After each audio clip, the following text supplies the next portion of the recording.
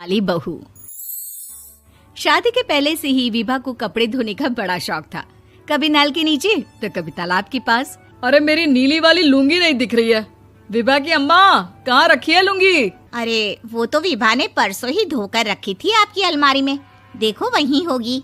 वो ना मैंने आज धो दी, मुझे लगा कि गंदी हो गई होगी। अरे कैसे गंदी हो गई थी, उसे तो मैंने पहना भी नहीं। हे भगवान, इस लड़की के कपड़े धोने की आदत से परेशान हो गया हूँ मैं। जितना तो घर में राशन नहीं आता उससे कहीं ज्यादा डिटर्जेंट पाउडर का खर्चा है। इसकी शादी करवा दो, शादी जाए अपने घर में ही करे काम, फिर चाहे घर के कपड़े धोने हो या पूरे गांव के। हाँ ठीक बोल रही हूँ, देखता हूँ मैं कोई लड़का। वो दिन भी आ जाता है जब विभा को देखने लड़के वाले आ जाते हैं। लड़की मुझे अच्छी लगी। होने वाली सास कहती है, बेटी अगर कुछ पूछना है तो पूछ लो। वैसे तो हमारी लड़की बहुत ही शर्मीली है, जो बोल दो वो मान लेती है, इसे क्या पूछना होगा। अरे कैसी बात कर रही हो माँ, मुझे इन लोगों के घर रहना है, सवाल तो कई है। हाँ हाँ बेटा पूछ लो ना, क्या पूछना है। आप लोगों के घर कपड़े कौन धोता है? सास का मुंह बन जाता है। देखो अगर तुम ये कहना चाहती हो कि तुम्हें कपड़े धोने नहीं आते तो सुन लो, कपड़े मैं ही धोती हूँ, लेकिन तुम्हारे आ जाने के बाद मैं रुमाल तक नहीं धोऊंगी। अरे चुप रहना भाग्यवान, बहू बेचारी घर आई नहीं, उसे डराना शुरू कर दिया। वो क्या है ना बिटिया, अभी तक तो ये कल्लू की माँ ही धोती थी, लेकिन अब तुम्हारे पापा तो दहेज में वॉशिंग मशीन देंगे ही। तभी विभा की माँ बोल पड़ती है, सवाल भी पूछा तो क्या। वैसे भाई साहब, मशीन की तो फिर भी कपड़े धोने की कैपेसिटी होती है। मतलब जो बिटिया दे रहे हैं ना विभा, इसे कपड़े धोने का बहुत शौक है। ये आप लोगों के क्या, आस पड़ोस गांव मोहल्ले सबके कपड़े धो दे और उफ तक ना करे। बाहर देखा नहीं आपने कितने कपड़े सूख रहे हैं, सब हमारी बिटिया ने ही तो धोए हैं। बस भी करो ना माँ, शर्म आ रही इतनी तारीफ सुनकर।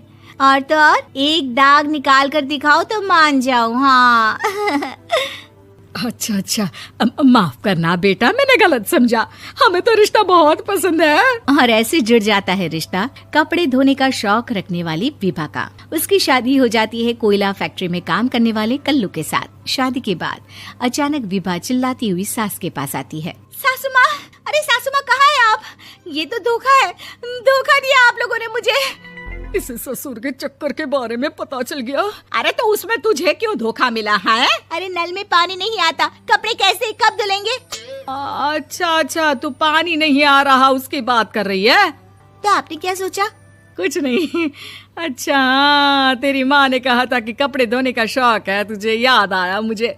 शौक शौक बोलकर कपड़े धोने वाले मेरे जुनून को कम ना आके सासू माँ, कपड़ा धोना मेरा गुरूर है। तभी पति भी वहाँ आ जाता है। अभी अभी मैंने इसे सनी देओल की फिल्म दिखाई है, उसी के डायलॉग मार रही है माँ। अच्छा सुन, साफ साफ बता रही हूँ, पानी सुबह 4 से 6 और शाम को 10 से 12 आता है, समझी? विभा टाइमिंग सुनकर हैरान हो जाती है। ये क्या भूतों का मोहल्ला है? सुबह 4 बजे उठकर कौन कपड़े धोता है? 4 बजे टंकी में पानी जाता है, फिर सारा दिन धोना ना, किसने मना किया? अरे कैसी बात कर रही हैं? 200 लीटर की टंकी में कितने कपड़े धो लूंगी मैं, सुबह ही उठ जाऊंगी मैं। अब क्या था, विभा सुबह 4 से लेकर रात के 12 बजे तक कपड़े ही धोती रहती। एक रोज सास पड़ोस से निकलकर कहीं जा रही होती है कि साथ वाली कहती है, हाँ कल्लू की माँ, जरा ये बताओ कि 2 साड़ी है, 2 ब्लाउज और एक पेटीकोट और एक नाड़े वाला लंबा कच्छा। हाँ तो? अरे तो क्या, कितना लोगी धुलाई ये बताओ। धोबन दिख रहे हैं हम क्या?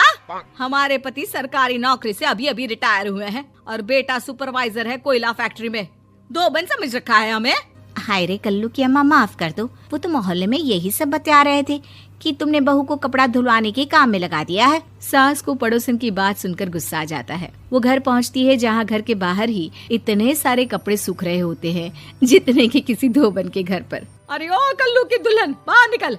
माँ जी यहीं आ जाओ, बाथरूम में चादर धो रहे हैं हम। अरे अभी हम धोते हैं, तुमको बाहर निकलो। ये आस पड़ोस वाले बोल रहे हैं कि हम बहू से कपड़े धुलवा कर उसे कपड़ा धोने वाली बना दिए हैं।